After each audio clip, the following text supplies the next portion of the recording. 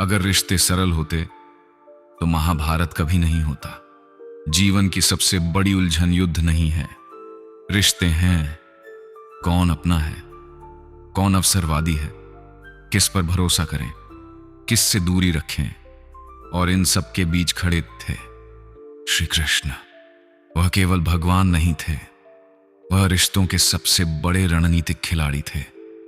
उन्होंने हमें सिखाया, भावुक बनो लेकिन अंधे मत बनो, दयालु बनो लेकिन कमजोर मत बनो।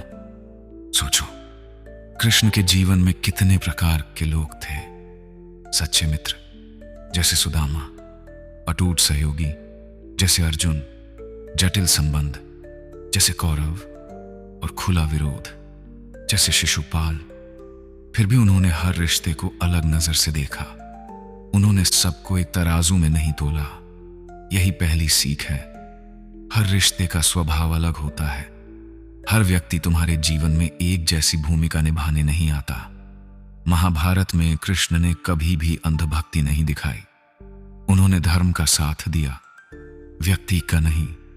जब दुर्योधन ने उन्हें अपने पक्ष में लाने की कोशिश की तो उन्होंने साफ कहा, मैं शक्ति नहीं दूंगा, मैं दिशा दूंगा। सोचो, अगर कृष्ण केवल रिश्तों के कारण भावुक हो जाते तो क्या धर्म की जीत संभव थी? आज हमारी सबसे बड़ी गलती क्या है?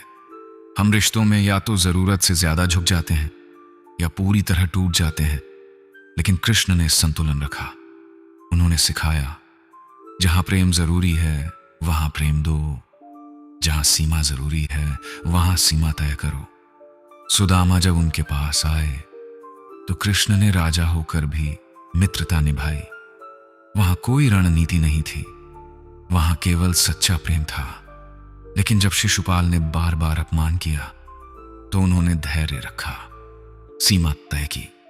और जब सीमा पार हुई तो निर्णय लिया। यानी रिश्तों में सहनशीलता होनी चाहिए पर आत्मसम्मान भी होना चाहिए। भगवत गीता में एक गहरी बात छिपी है, असली संबंध आत्मा से होते हैं, अहंकार से नहीं। जब अर्जुन भावुक होकर रिश्तों को देख रहा था तब कृष्ण ने उसे याद दिलाया, तुम्हारा कर्तव्य रिश्तों से बड़ा है। यह बहुत कठिन सीख है, क्योंकि जीवन में कई बार हमें ऐसे निर्णय लेने पड़ते हैं जहां दिल कुछ और कहता है और कर्तव्य कुछ और। कृष्ण की रणनीति यह नहीं थी कि सबको खुश रखो, उनकी रणनीति थी, सही को मजबूती दो।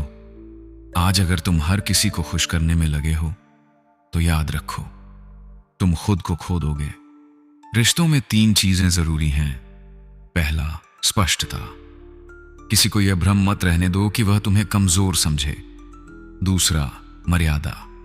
हर रिश्ते की सीमा तय करो, जो सीमा पार करे उसे समझाओ, फिर भी ना समझे तो दूरी बना लो। तीसरा, रणनीति। हर सच तुरंत बोल देना समझदारी नहीं, हर भावना जाहिर कर देना परिपक्वता नहीं। कभी कभी शांत रहना ही सबसे बड़ा संदेश होता है। कृष्ण ने यह भी सिखाया कि दोस्ती का अर्थ अंध समर्थन नहीं होता। जब अर्जुन भ्रमित हुआ तो कृष्ण ने उसकी हां में हां नहीं मिलाई। उन्होंने उसे चुनौती दी, सवाल पूछे, उसे सोचने पर मजबूर किया। सच्चा मित्र वही है जो तुम्हें गलत रास्ते पर जाते देखे और तुम्हें रोके। आज तुम अपने जीवन को देखो, क्या तुम्हारे आसपास ऐसे लोग हैं जो तुम्हें ऊपर उठाते हैं, या ऐसे लोग हैं जो तुम्हें भावनात्मक रूप से नियंत्रित करते हैं? कृष्ण की तरह बनो, सबसे प्रेम करो, पर खुद को किसी के हाथों की कठपुतली मत बनाओ।